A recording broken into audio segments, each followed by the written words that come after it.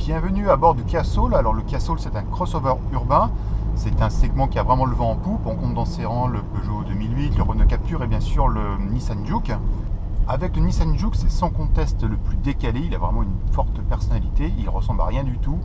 Il a des formes cubiques. Il a un faciès qu'on pourrait rapprocher, moi je trouve, à un bulldog.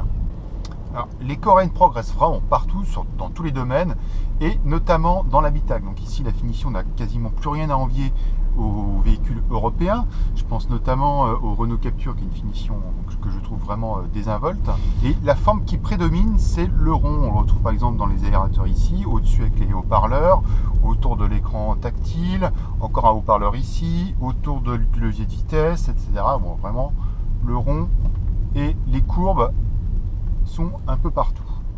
Bon, et puis évidemment, sur ce type de véhicule, ce qui est notamment apprécié par la clientèle féminine, c'est la position de conduite. Donc là, vraiment, on domine la route, donc c'est agréable en ville.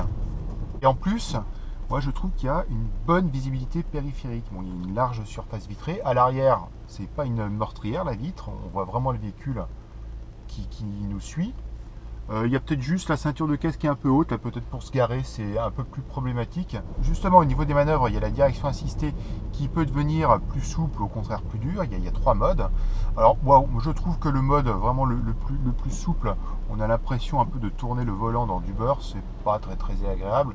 Et le mode normal suffit déjà amplement, déjà relativement souple. Et il y a même un mode sport, ce qui peut paraître un peu incongru sur ce genre de véhicule. Mais bon, à haute vitesse, sur autoroute ou sur les routes, c'est appréciable. Là. Alors, on va se mettre en mode confort. On va s'aider également de la caméra de recul. Tiens, en parlant de gadget, il y en a un autre là. C'est une petite molette qui est placée juste sous le volant à gauche. Et je me demandais vraiment à quoi ça servait. Et je me suis rendu compte en la tripatouillant dans mon parking, donc dans le noir, que ça allumait en fait l'entourage des enceintes. Et donc ça fait une ambiance un peu boîte de nuit. Presque en Macumba. Bon, c'est bien plus qu'un simple restylage, hein. Tout est nouveau, enfin tout est nouveau presque. L'offre moteur reste limitée à 2 types. Donc un bloc essence et un bloc diesel. Donc ici en l'occurrence celui qu'on essaye, ce 1.6 CRDI de 128 chevaux. Je l'avais déjà essayé sur la Kia Ceed, j'avais trouvé qu'il manquait vraiment de punch. Et ben là c'est exactement pareil. En ville, bon, où la vitesse est limitée à 50, où les zones 30 se développent, pas de souci.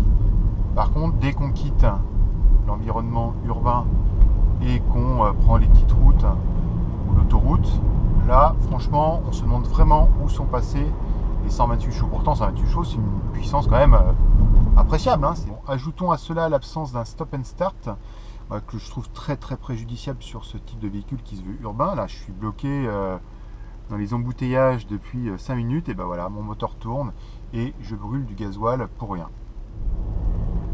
Bon, les motorisations c'est quand même le gros point faible de cette Coréenne, donc il n'y en a que deux, on l'a vu. Il aurait peut-être mérité justement d'y avoir un diesel de plus faible puissance, un petit diesel d'entrée de gamme qui aurait permis évidemment d'abaisser également le prix. Pas de stop and start, un poids qui est en augmentation, ça se traduit de 2 manières. D'une part au niveau des consommations, moi je trouve qu'elles ne sont pas exceptionnelles, on est à 7,2 litres après avoir fait un peu plus de 270 km. Et puis ça l'amène dans la première zone du malus. Ouais.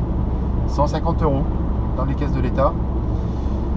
Bah, c'est pas là non plus, c'est quand même pas terrible, hein, parce que je pense que toute la concurrence, elle, parvient à rester en zone neutre. Je pense que ça doit être le seul modèle à ce niveau de puissance à en être affublé. Alors monsieur Kia, c'est bien joli de faire des belles voitures, hein, des voitures au look décalé, etc., avec un intérieur sympa. Mais bon, il faut vraiment soigner ces motorisations, hein.